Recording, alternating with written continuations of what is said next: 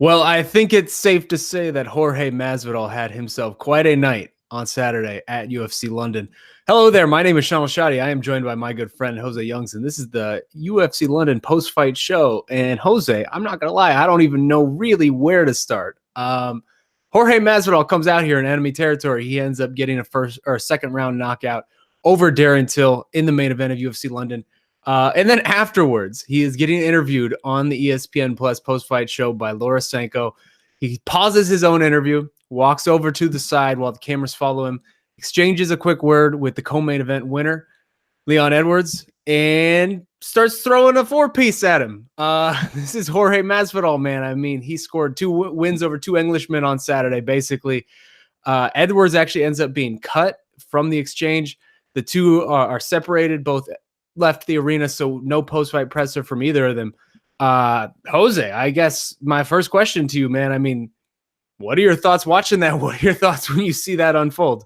I mean, the fact that it was aired on ESPN Plus, it's not like he was doing an interview with like another outlet or like for like a Twitter clip or anything. This was ESPN Plus with an ESPN correspondent. Like the desk kicked it to them, so it went from the fight directly into this post-fight interview.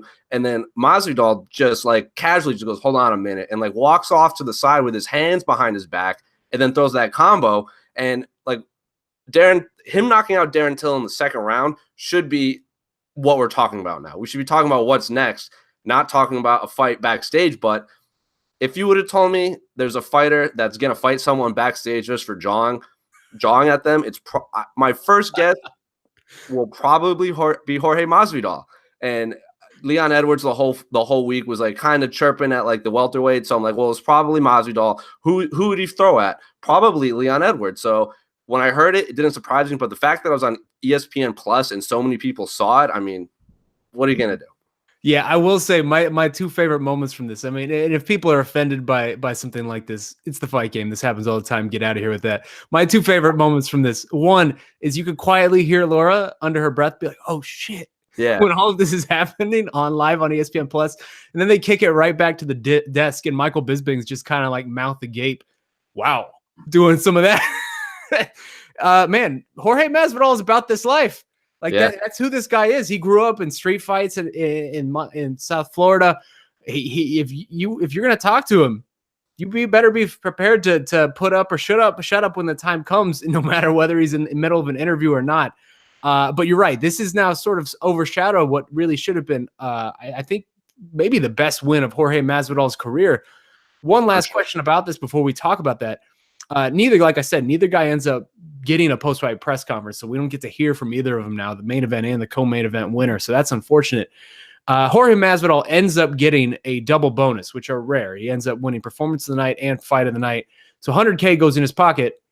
What do you think should happen? Should there be any punishment from the UFC? UFC London was a show that UFC, when they go overseas, they do their own oversight. They do their own commissioning. So the UFC was technically the commission for this show. So any punishment will fall upon the UFC to deliver. Is Jorge Masvidal, and to a lesser extent Leon Edwards, does anything to deserve to happen to them moving forward?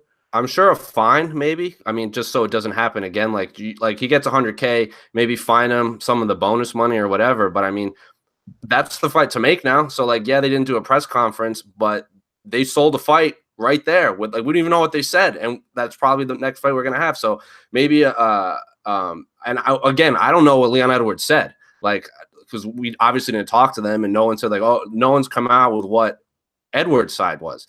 So maybe fine them, but like they're probably not going to get suspended or anything like that. I mean, they're their own commission over there. So maybe a fine, and I don't know. I truly don't know. I mean, even the UFC exec in the post-fight press conference, he didn't know either. He goes, well, I'll get back to you whenever somebody would ask that. So I have no idea. Sure, it's definitely a strange situation, but let's not skip over this main event because it was a very sensational performance. Like I said, Jorge Masvidal comes out there in enemy territory. Darren Till has an amazing walkout with the Sweet Caroline, and the whole London crowd is behind him. And then he drops Jorge Masvidal in the first. And Jorge Masvidal, man, game bred. He sticks to it. He storms back, ends up ending Darren Till with a thunderous left hook in the second round. Absolutely starches him. It was scary the way that Darren Till's head kind of bounced off the canvas. He was out before he even hit the ground. The London crowd is absolutely silenced. Biggest win of Jorge Masvidal's career, in my opinion. What is your takeaway from that fight when you see that type of performance from him? I mean, right out of the gate, yeah, he gets dropped by that straight from Till, and he's like, if you watch the fight, and as soon as he falls on his back, he's looking up and he's blowing a kiss to Darren Till, who just knocked him down. He's on his back, his brain is scrambled, he's blowing a kiss. He jumps back up, and the first round, like Masvidal did say, he struggled getting the timing down on the distance and all that stuff. So he conceded it was Till's round. But you watch that whole exchange, he's getting clipped, he's clipping Darren, and Masvidal is smiling, blowing kisses, goading him on. So Gamebred is like such a perfect name for him. And the whole fight week leading up, he's like, I just want to fight. I don't care about the trash talk. I don't care about any of this. And even Darren Till is like, I won't be satisfied with anything but a first round knockout. And Jorge Masvidal's like, yeah, keep that energy. I love it. It's not going to happen, but I love it. So you see, he loves this life, and he loves getting in a fist fight. And biggest one of his career for sure. I think it leapfrogged the Donald Cerrone knockout, especially because when they were in the octagon, Till looked like a whole nother weight class above Jorge Masvidal. He looked like a middleweight fighting a lightweight, and Masvidal showed that there are levels to this, and maybe he's just, I mean, he has 40, 50 fights under his belt, and Till has less than 20. So that experience clearly showed. So biggest win for sure for Jorge Masvidal. He has 40, 50 fights, and those are just the ones documented. Right. Who knows how many aren't documented? Well, you mentioned the size differential between the two guys in there, and that's a good segue to what I want to ask you, because Darren Till now, man, he was coming in here off of the first loss of his UFC career, a really one-sided rout to Tyron Woodley when Tyron Woodley was the welterweight champion. This is now second in a row, and this was a bad knockout. This was a sort of a question that we examined after he lost to Woodley, because the weight has always been an issue for Darren Till. How long can he continue to make this weight, this 170-pound class? He is a big boy in there. And now, I mean, he is coming now two straight losses in this division. It seems to be a very long road back to any sort of title conversation for him. What do you do if you're Darren Till? Is this the point where you make the move to middleweight if you shouldn't have? I believe you should have already, but is this kind of the breaking point where you need to just at that point start looking at that as an option? Yeah, most definitely. If I'm Darren Till's camp, I'm trying to talk him into going up to middleweight. I mean, I thought after his Woodley fight, like you said, that he should have gone up to middleweight then. I mean, you saw that video of him trying to make weight before Stephen Thompson. There's your, right there. I'm like, well, he's a middleweight. He should never fight a welterweight again. But you get the title shot. I don't blame him for sticking around. And then I thought he had announced he was going to middleweight after that Woodley loss. He wrote like this article on some site or something like that. And then he's like, oh, I want to do welterweight again. And he loses even more violently. I think 100%, if you're his camp, you talk Darren Till to going up to middleweight. I mean, what his words were, I'm a light heavyweight fighting welterweights. I mean, I think he said that before he fought Donald Cerrone. And so 100%, go up to middleweight, not just for your health, but you need a fresh start. That's back-to-back losses, back-to-back finishes. You need a fresh start. Go up to middleweight. It'll be healthier. We see Thiago Santos. We saw Anthony Smith find new life in a new weight class, and Anthony Smith fought for a title. Thiago Santos probably up next for a title. Why not Darren Till next? Yeah. Well, my last question to you about this main event, I feel like we have reached an interesting place now in this welterweight crossroads, because all week, even last week, it was sort of assumed that Ben Askren was the next man up, right? Ben Askren has been in London all week. He's sparring with the fans. He's having a fun time. He's customizing shirts. He's really enjoying himself out there, and it all seemed to be leading towards a rivalry grudge match with Darren Till. And now that is completely up in smoke. That is not going to happen, obviously. So what do you do now? Is Jorge Masvidal the guy for Ben Askren, or has everything that took place after this event with the Leon Edwards dust-up, does that make Jorge Masvidal versus Leon Edwards the fight to make? 100% Masvidal should be fighting Edwards next. And even, I don't think Askren had a plan for if Masvidal won. I mean, all week he kept bringing up Darren Till. He picked Darren Till to win. The shirt that he made was a quote from Darren Till about Ben Askren. And all fight week, he's like, I'll fight Masvidal too. But even in his scrums and his Q&As and everything, he's like, Masvidal will probably come up with an excuse not to fight me. So I don't think he had a plan for if Masvidal won. I don't think he thought he was going to win. And then he tweeted, Masvidal fought Edwards backstage just so he didn't have to fight me. I mean, Askren's Twitter game is on point right there, but I don't know. And then when he was talking to Michael Bisping after, they brought up the Robbie Lawler rematch, and obviously he doesn't want that, but he even said, like, we'll reevaluate when someone brought up the Lawler rematch. So maybe that rematch happens finally. Maybe he gets paid. Maybe it's a main event this time. So Santiago Ponzinibbio needs a fight. Rafael Dos Anjos needs a fight. The welterweight division is stacked. So just throw a dart at a name, and I'll watch Ben Askren fight them.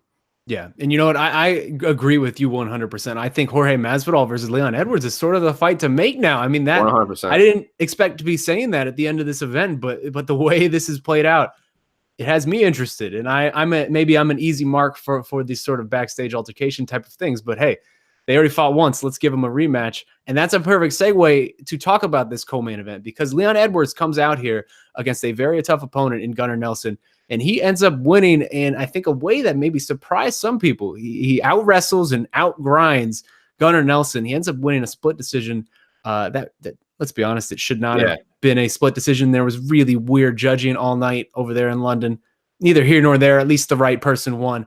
But Leon Edwards, man, he has now won 7 straight in this welterweight division. He has a sneaky good resume. Is this the kind of win that he got tonight? And maybe just the kind of night overall, being in the conversation with this Masvidal dust-up.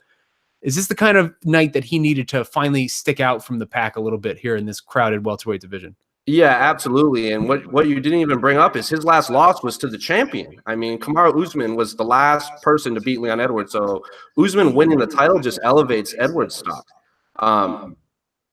And if you just look at Edwards, like, yeah, he beat Donald Cerrone in that 5-round fight, but that was in Singapore, so I don't know how many people got up early to be able to watch that fight. He gets this big stage, co-main event. Gunnar Nelson's obviously has the Conor McGregor ties, so you have that whole crew that'll probably recognize Gunnar Nelson's name. Puts on a performance that, like you said, no one expected him to put on, and even between rounds 1 and 2, his corner was like, all right, cool, you out-wrestled him, let's go back to the game plan, but he just out Gunnar Nelson. So I think maybe not the performance he needed to catapult him in the eyes of like the casual fans with like a crazy knockout, but his win on a big card with all eyes on him, and then obviously the dust up with Jorge Masvidal after. It's not a bad night if you're Leon Edwards. Yeah, you got some cuts, but there's a lot more people talking about you than now, especially with the Masvidal thing. Yeah, it seems like he almost got hurt more from the Jorge Masvidal thing getting cut than he did actually in the actual fight itself. 100%. A very bizarre night all around. One last fight that I want to highlight before we get out of here. Another light heavyweight fight on the main card. Dominick Reyes versus Volkan Ozdemir. I think this is one that a lot of people had their eyes on. I mean, this light heavyweight division now is loaded all of a sudden with all of these young, hungry up-and-comers, the Johnny Walkers, the Dominick Reyeses. And this was sort of Dominick Reyes' chance to prove that he belongs in this title mix, this conversation. He ends up getting the win over Volkan Ozdemir. I don't know that it's another split decision. I don't know that a lot of people agreed with it. It seemed to be a very controversial judge's decision. So my question to you, do you agree with this decision? And just generally, what did you feel, or what did you take away from Dominick's performance? I actually thought Volkan Ozdemir won, but it was one of those. I wasn't like outraged by the decision. I thought it was like a 2-1 for Volkan, and then in this post-fight scrum, he actually said Dominick Reyes' coaches came up to him and said, "We thought you won the fight too." So if that's true, and Dominick Reyes' coaches also disagree that their fighter won, that should tell you everything you need to know. It wasn't the greatest fight in the world. Dominick Reyes was coming off that impressive win over OSP. He knocked out Jared Cannonier, who's now finding new life at middleweight. He's had all these stoppage wins, and then he has that like grueling victory at UFC 229 over OSP that was overshadowed by the Conor Habib fiasco. So this was his opportunity to kind of catapult himself. And just watch his post-fight interview in the octagon when he looks at the camera and is like, "John, I'm coming for you."